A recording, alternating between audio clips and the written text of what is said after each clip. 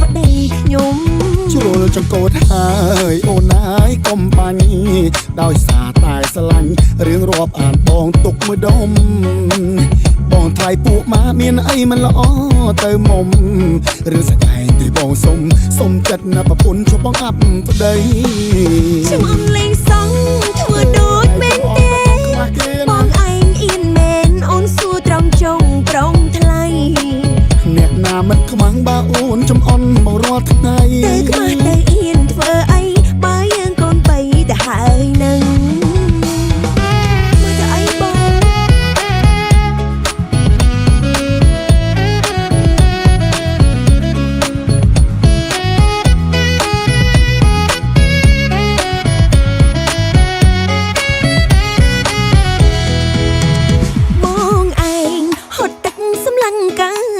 រាប់អានពួកម៉ាបងសុំលឹងឃើញប្អូនស្រី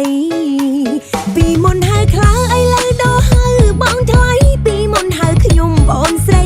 ឥឡូវមានអីខ្លាយជាប្តីខ្ញុំជួលចង្កូតហើយអូនណាយកុំបាញ់ដោយសារតែស្រឡាញ់រឿងរាប់អានបងទុកមួយដុំបងថ្លៃពួកម៉ាមានអីមិនល្អទៅមុំរឿងស្ដែងទីបងសុំចិត្តណាប្រពន្ធជួបបងអាប់ប្តីខ្ញុំអន់លេងសងធ្វើដូចមែនទេបងឯងអៀនមែនអូនសួរត្រង់ចុងប្រងថ្លៃ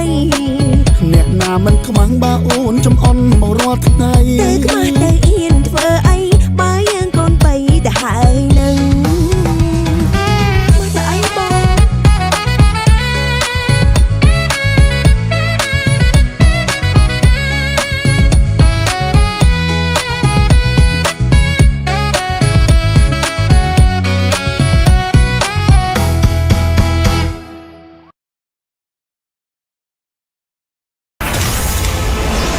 ពេលជាក់បើកម្លាំងវើបង្កើនធម៌ពលឥតឈប់ឈរ